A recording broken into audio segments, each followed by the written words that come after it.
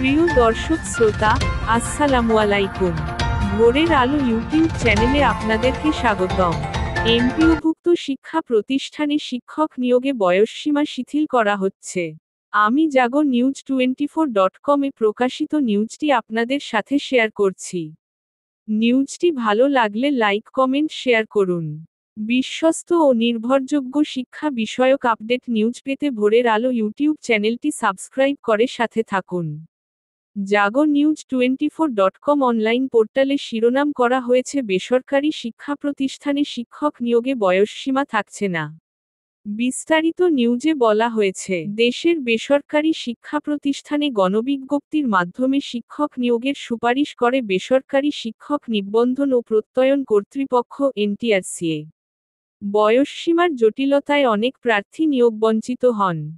বিষয়টি বিবেচনায় নিয়ে শিক্ষক নিয়োগের গণবিজ্ঞপ্তিতে প্রার্থীর কোনো বয়সসীমা না রাখার সিদ্ধান্ত নিয়েছে অন্তর্বর্তী সরকার। রোববার 25শে মে শিক্ষা মন্ত্রণালয়ের এক সভায় এই সিদ্ধান্ত নেওয়া হয়।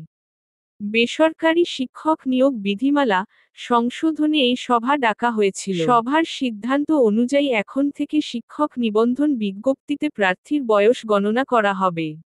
গণবিজ্ঞপ্তির সময় কারো বয়সসীমা বিবেচনা করা হবে না। যারা নিবন্ধন পরীক্ষায় অংশ নিয়ে সনদ অর্জন করতে পারবেন, তারা সবাই গণবিজ্ঞপ্তিতেও আবেদন করতে পারবেন। শিক্ষা মন্ত্রণালয়ের সভায় অংশ নেওয়া মাধ্যমিক ও উচ্চশিক্ষা বিভাগের কর্মকর্তারা এ তথ্য নিশ্চিত করেছেন। সভা শেষে একজন কর্মকর্তা নাম প্রকাশ না করে জাগো নিউজকে বলেন, বেসরকারি শিক্ষা প্রতিষ্ঠানে এনটিআরসি-এর মাধ্যমে শিক্ষক নিয়োগে নিবন্ধন পরীক্ষা ও গণবিজ্ঞপ্তি উভয় ক্ষেত্রে বয়সসীমা দেখা হয়। এটি গ্রহণযোগ্য নয়। কারণ নিবন্ধন সনদ অর্জনের সময় যার বয়স ছিল, তিনি কেন সনদ অর্জনের পর বয়সসীমা অতিক্রম হওয়ায় গণবিজ্ঞপ্তিতে আবেদন করতে পারবেন না?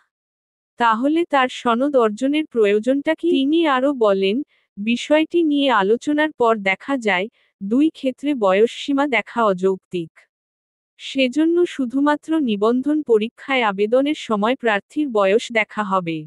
আর গণবিজ্ঞপ্তিতে বয়সসীমার কোনো বাধা থাকবে না। যারা নিবন্ধন পরীক্ষায় উত্তীর্ণ হবেন, তারা সবাই গণবিজ্ঞপ্তিতে আবেদন করতে পারবেন। বেসরকারি শিক্ষা প্রতিষ্ঠানে শিক্ষক নিয়োগের বিধিমালা সংশোধন প্রসঙ্গে মন্ত্রণালয়ের ওই কর্মকর্তা জানান, বিধিমালা সংশোধনের সুপারিশ করে তা জনপ্রশাসন মন্ত্রণালয়ে পাঠানো হবে। এরপর আইন মন্ত্রণালয়ের মতামত নেওয়া হবে। দুই মন্ত্রণালয় থেকে ছাড় পাওয়ার পর বিধিমালাটি প্রকাশ করা হবে। তবে তার আগেই যদি কোনো গণবিজ্ঞপ্তি প্রকাশ করা হয়, তাহলে তা নতুন সংশোধিত বিধিমালার আওতায় পড়বে না বলেও জানান তিনি। প্রিয় দর্শক শ্রোতা, আমি আপনাদের সাথে নিউজটি শেয়ার করলাম। নিউজটি ভালো লাগলে লাইক কমেন্ট শেয়ার করুন। বিশ্বস্ত ও নির্ভরযোগ্য শিক্ষা বিষয়ক আপডেট নিউজ পেতে ভোরের আলো ইউটিউব চ্যানেলটি সাবস্ক্রাইব করে সাথে থাকুন। আল্লাহ হাফেজ। ধন্যবাদ।